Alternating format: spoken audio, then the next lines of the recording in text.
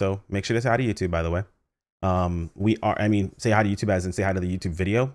I know YouTube is also here, but say hi to the YouTube video itself. We're gonna go ahead and record the what is it? The recap. Yeah, I got up at like 3. You're gonna have to forgive me. I got up really early this morning. All right. But what I can do right now, because now that we've had this, right? Now that the headline is over, I can say this with pure confidence. Hold on a moment, chat. Don't adjust your set. Hold. Can I remove an item? How the hell do I remove an item? I forget. I'm just gonna throw this into the corner. I'll deal with it later. We can very comfortably say not copium. Actually not copium. We can remove the copium mask. Headline was not copium. It was actually pretty freaking good. A couple things I want to talk about. We're gonna go over everything that we have coming up. I'm gonna explain my thoughts on everything, and then we're gonna just kind of roll through it. So keep in mind these headlines now are kind of like middle of the month, so it's like the back end of the month, and then the first half of the month really. Actually, it didn't seem like there was much going on. Actually, yeah, no, it's October 1st. It was almost everything, right, chat? So maybe they're going back to the regular. Actually, let's take a look. Hold on, I didn't see. When is the next headline scheduled for? Tune in. So Tuesday, November. Actually, yeah, no, we're back. We're gonna be back on our regular schedule. Wait, no, hold on. I just not see that. Yeah, it's October 28th. We're gonna be back on a regular schedule. So yeah, weird. I guess that month was just weird. That was gonna be a new schedule thing that we're doing, but it is what it is. All right, so the first half, which starts on October 1st.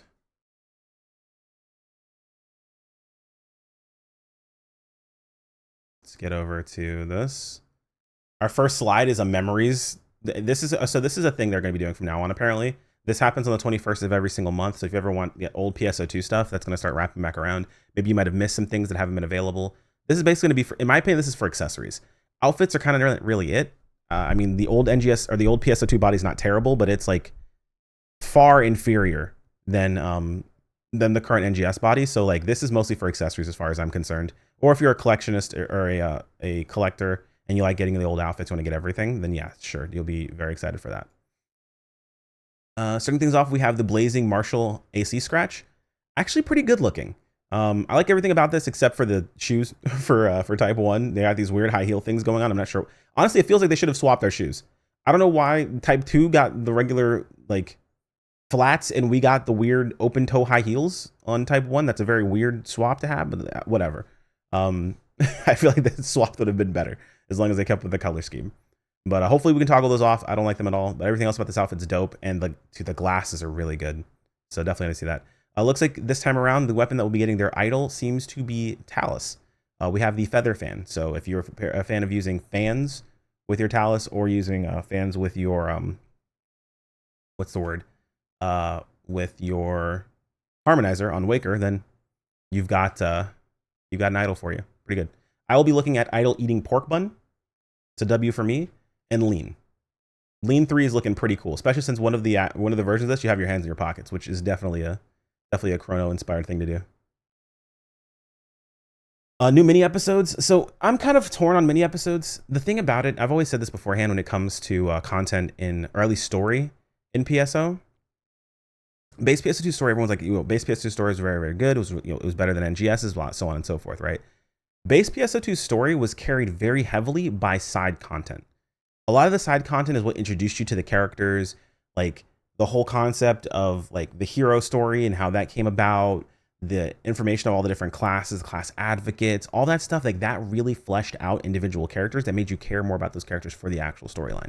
So I was excited to hear that they're doing mini episodes, but these mini episodes don't have enough depth. They need more depth. They need more information. Like you have to do more than just have a cutscene or two, which is nice for giving us some information, but make us go out there and do something with the characters, right? Like I mentioned the whole hero situation. We had a whole tournament arc with the whole hero situation that we had going on. So hopefully they get back to that at some point in time.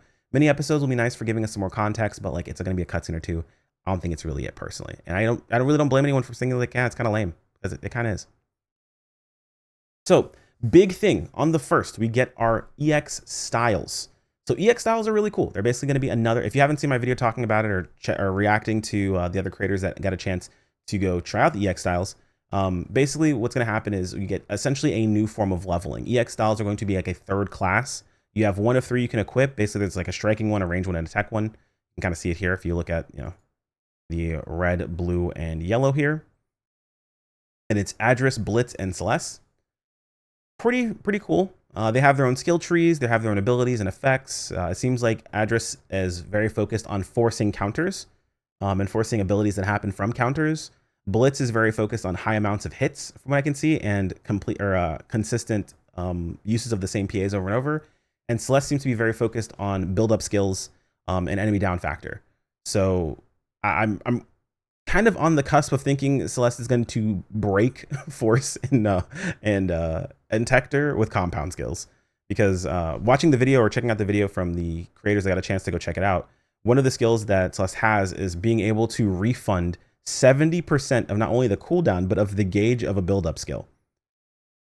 That's kind of crazy when you think about it, for stacking up some crazy amounts of damage.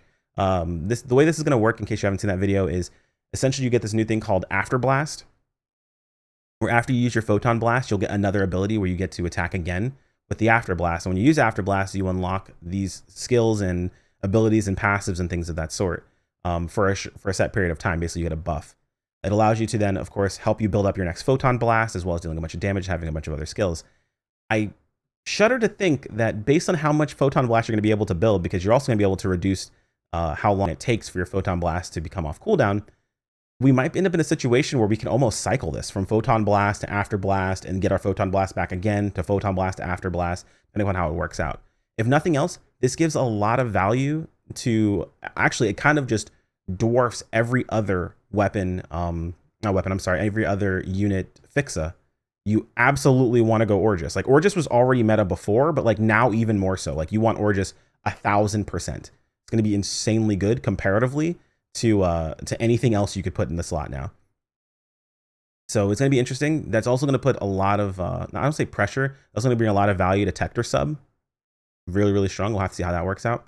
I'm curious to see how this interacts all with Bouncer, where like there's very obvious choices for certain classes. Like Blitz has the whole thing where if you're either holding down a PA or you're using a PA multiple times in a row, it uses less PP or regens PP back, which I immediately think of something like, Ranger when it comes to their laser. I think of Hunter when it comes to Partisans, like meme stab build that they like to use. But then I think of Force and Celeste. Just it's insane of the possibilities. So I'm curious to see how these are going to work. You can level them across your entire account. This is account wide. So if you level these to 30 on one character, you have this available on every single character on your account, which is really nice. The amount of experience needed to level this, they mentioned, is about 300 million. Which is basically, I think it's more than it requires to get up to max level right now. But we're also going to level 110, which all these things are cool. And I feel like they completely dwarf the fact that we're having to level 110, which is kind of like, hey, more stats, yay. Reason to get experience, whoopee. But what this is going to allow, I feel like what they're trying to go for in this situation is, one, it affects everyone. You're not being pulled off of your class. It also opens up their possibility for new classes, because they're just going to release new EX styles. It opens up their possibility for messing around with the skill tree, because they're probably going to add more skills into the actual EX styles portion of the skill tree. And realistically speaking, it's not going to be as big of an issue overall, I feel like. So pretty cool stuff to see here. I'm a big fan of this. Really looking forward to seeing the implications of further EX styles when we get them eventually. It makes me excited for leveling again, which is kind of cool. Max level right now needs like 160 million. Yeah, it needs almost double of what it needs to get to max level, which is really funny. Crimson Realm is returning for Kavaris. It works pretty much like the other Crimson Realms do. You have new bosses, which is going to be cool. But Crimson Realm is going to be in Kavaris, and I'm pretty sure because of Crimson Realm being in Kavaris, our next Alter Realm is gonna be in Kavaris. That's what I'm guessing, right? Is they're gonna do Crimson Realm, and it's gonna be supported by something we'll see in a second here. But it's gonna be Crimson Realm, a UQ version of Crimson Realm, and then probably Altered Realm again. And I'll probably see the base version of like just the actual exploration zone, and then of course a combat zone. So we'll have to see how that goes. We also have a new augment. The new augment is Terra Trial. Terra Trial is going to use Giga Trial as well as Garu Trials. These will drop from the Crimson Realm.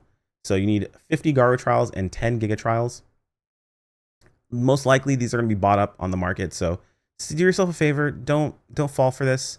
People are going to buy up all these things. They're going to be waiting for this thing to come around. I mean, it's pretty soon, but then a ton of these are going to drop from Crimson Realm. So you'll make your money back. If you have any one of those people that were watching the headline and you bought up a bunch of them, good for you. If you bought the ones you need for yourself, awesome. But if you bought a bunch of them with reselling in mind, don't be the people that falls for this. I would highly recommend not purchasing this if the prices have gone to absolute crap. So also with that, we have Creative Realm. We're finally getting STIA build parts. It's been a while, but we're finally getting some STIA build parts. Hopefully we see the STIA creative space soon. They're doing some balance adjustments for Line Strike. Apparently the 4 least used cards are all being buffed. It looks like 3 of those 4 cards are buff skills, and the last one is a worthy opponent skill, which is interesting. They mentioned they're not going to be doing nerfs because they're concerned about how it's going to mess with the meta overall, since people are playing at a high level.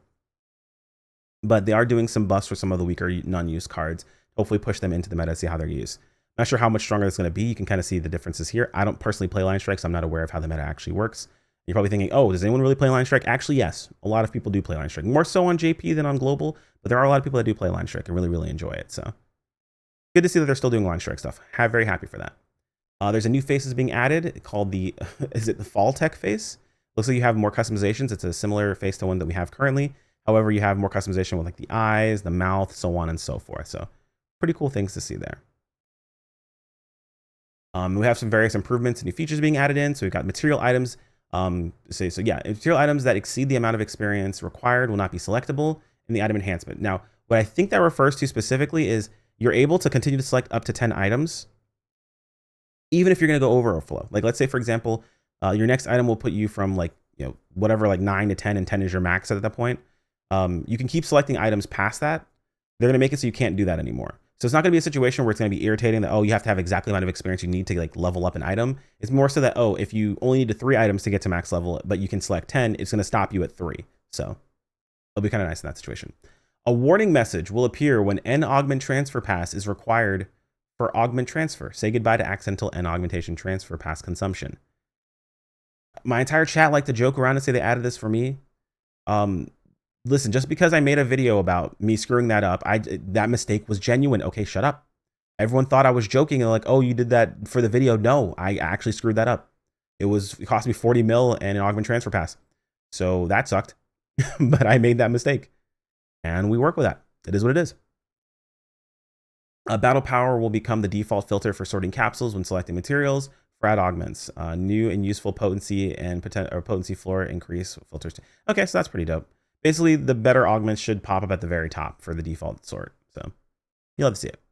An improvement to the quest completion flow as well. So this is going to basically make it so whenever you complete a quest, you'll immediately see how to retrieve items, the quest completion screen, and the rewards list all at the same time, making it so it's much faster to get through the ends of quests.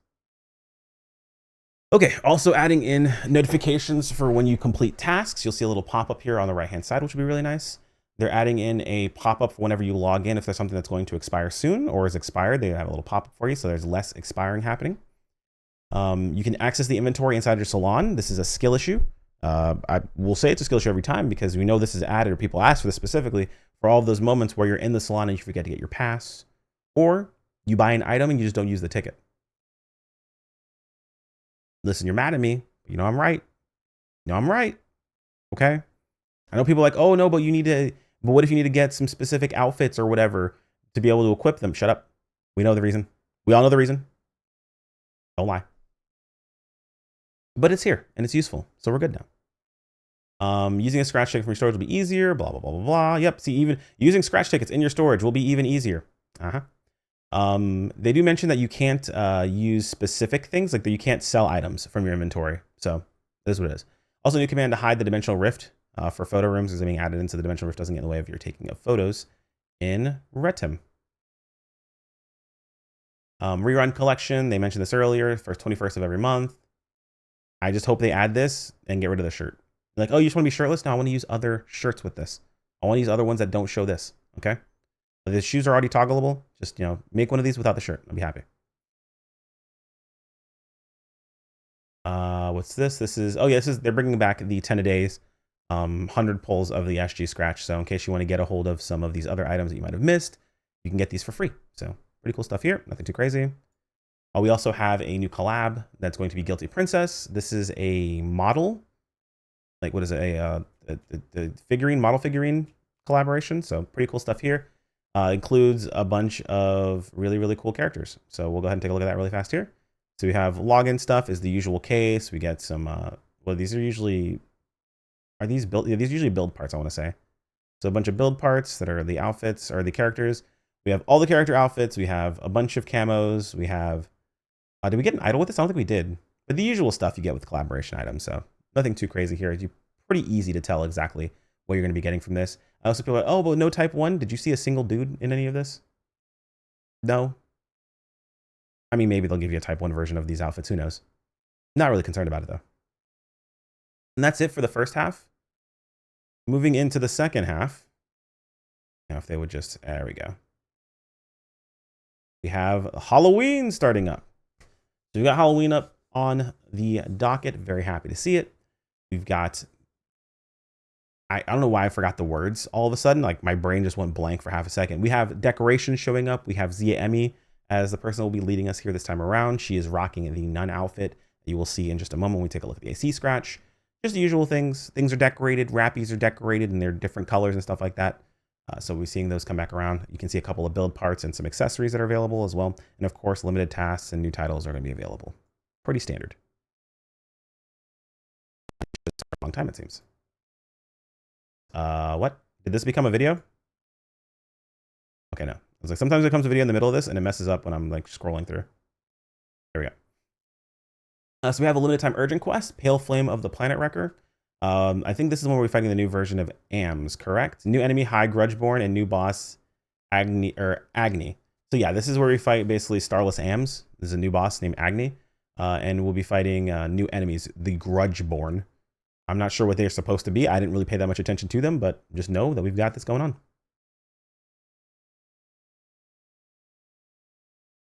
Weird that it's not. Oh, there it goes. Okay, cool. We also have a new limited quest, Old Capital Extermination Op. So I believe this is a rehash of a previous urgent quest with different enemies, new enemies. Because I remember very specific. I'm not sure if the transport truck was in here that time around. I think it was just fighting a bunch of enemies, but it's the transport truck. We also have a bunch of ice pillars at the very top of the area that you can knock down. It's basically going to be killing a bunch of enemies. Pretty standard. And now we have the introduction of skill rings. This is something a lot of people were curious about. Some people are like, oh God, skill rings coming back around, blah, blah, blah, blah, blah. This isn't gonna be the same thing. Think of skill rings essentially as an extra EX augment that you can swap in and out whenever you want, since it's going to be an individual piece. It looks like we have 2 skill ring slots. I don't know if you can have multiple types of the same skill ring equipped. From what I understand, they said type 1s are going, or type 1 skill rings are going to be offensive, while type 2 skill rings are going to be defensive. They mentioned there's going to be 5. They said 5 types of skill rings, but now they're showing 5 skill rings here. So I wasn't sure if they're going to have 5 types of skill rings or if they're saying that here are the first 5 skill rings specifically. So it could be a translation thing. Not 100% sure, but just keep that in mind. Take it with a grain of salt what we're looking at here. The first set of skill rings we have here, we've got Swish Amp, HP Keep, and Killing Amp, which is just boss damage, and then sidestep or weapon action increases our damage. Some people are thinking, I'm not sure if this stacks or not. I feel like it doesn't stack, and I feel like if it did stack, it would tell you stacks. Since it doesn't, I'm just going to assume it's 2%, an extra percent whenever you block or negate something. And that happens once every 20 seconds. So pretty dope stuff. All right, so don't know where I was in this. This is recording this live, so apologies if I go over anything multiple times. But anyway, they showed off these different rings we have. The Swish Amp, I'm pretty sure it doesn't stack. I'm pretty sure it's just 2% and then extra 1% every time you sidestep or block something with a weapon action, which is pretty solid. I think it's going to be perfectly fine. Likely that's going to increase as these do level up, and it doesn't say specifically this is leveled up, right? So we'll probably see this amount increase. I'm not sure it's going to be the 2% or the 1% potency like the extra one. We'll see how that actually works out. HP Keep is just going to be potency as long as we have HP high enough. This is recover 1 HP every 2. Oh, this one, okay. This one's 3% solid as long as you're above, as long as your HP is above, what is it? Well, the higher your rating HP, the higher your potency to a max of 3%. Recover 1%. Oh, I see. But it doesn't tell you where it cuts off, right? I don't know. Interesting to see. And then killing amp is going to be just damage whenever you kill an enemy. Again, I'm pretty sure 2% it's gonna be up to 3%. It looks like 3% is kind of like the thing across the board. We'll have to see how these are going to work out. Then we also have the type 2 versions of these are defensive. So when you negate an attack with sidestep or weapon action, recover 1% HP and 2% PP. Ooh, the 2% PP is really nice though. 10-second cooldown plus 7% natural PP recovery speed for 20 seconds. That's actually kind of nice. That's actually, that's actually pretty good. The recover HP is okay, but the 2% PP and then 10-second cooldown for over 10-second cooldown and a 7% natural PP recovery speed for 20 seconds is pretty nice. That is actually really nice. And then HP overflow, minus 3% damage taken when HP is at 95% or higher. Can't be launched, knocked back by enemies. Ooh. Massive Hunter, when you're at max HP, is pretty nice too. So these are pretty solid rings overall. They also mentioned when you log in, you're going to get a free simple guard ring, which is a type 2 ring, which has the effect that reduces damage taken. So love to see it. They also mentioned, yeah, feel the beat in your creative space with grand piano, rhythm guitar, and Quinta stage, and other music related build parts. There are more build parts. They didn't really show them, but we'll have to see. Yeah, the swish one is pretty good for evade onslaught. Yeah. I am interested to see, but think of rings more as extra EX augments that you can switch out because you're able to equip and like, so actually I wonder how that's going to work. How can you swap rings? Decisions. Interesting. Anyway, so moving on to the AC scratch, Monster Masquerade. I'm actually pretty excited for these AC scratches. These are pretty dope. We have 2 slots for rings, by the way. But these are actually pretty dope. Pretty cool outfits. The nun outfit is probably going to be the most expensive thing in the world. My guess is that people are going to go pretty crazy over this outfit. So good luck for those of you guys who like to do type 2. And for the rest of us, we're regular people. They also showed off a like bloodied version of this too. So for that as well. Funny that Yui said that their favorite one was this one here. Don't believe her. Don't believe her.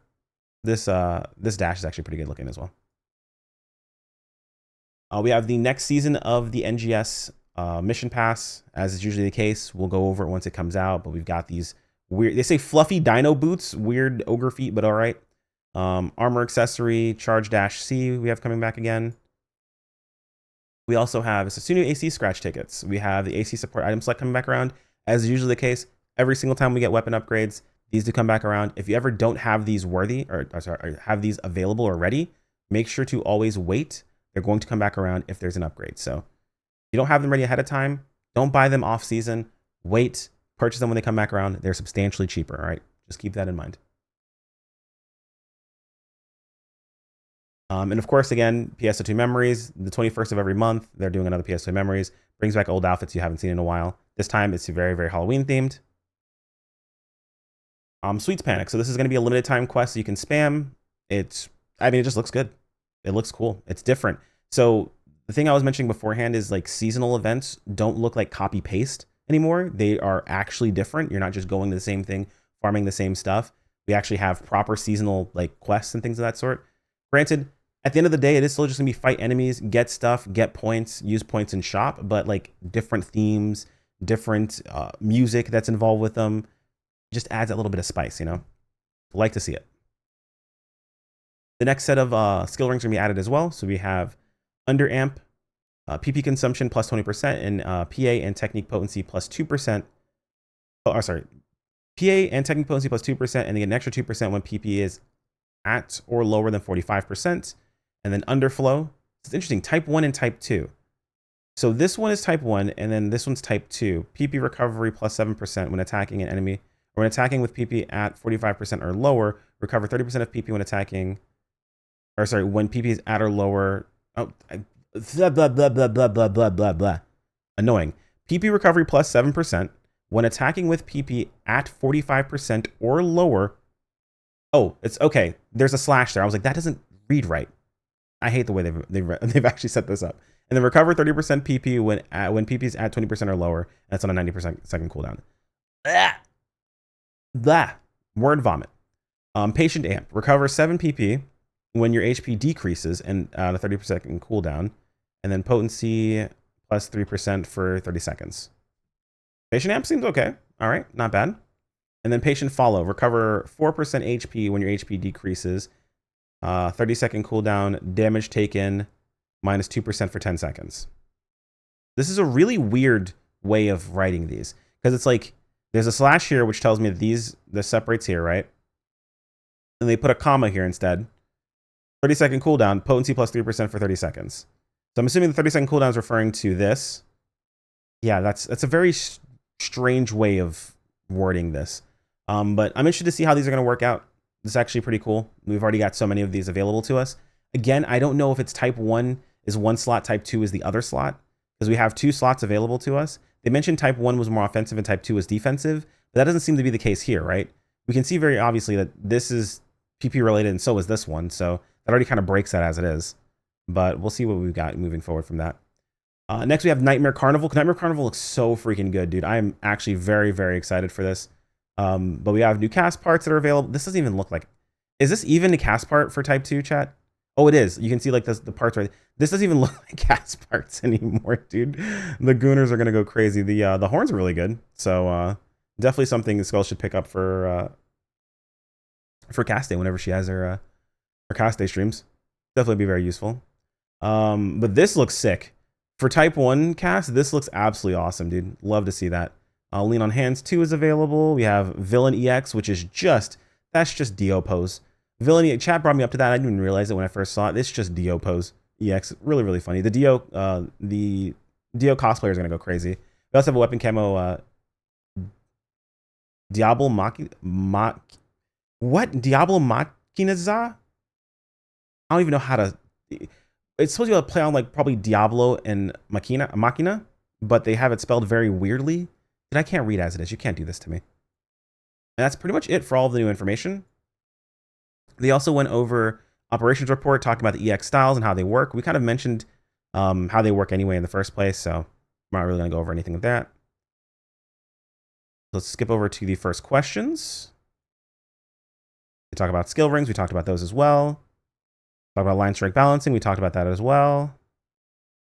All right, here we go. So the questions.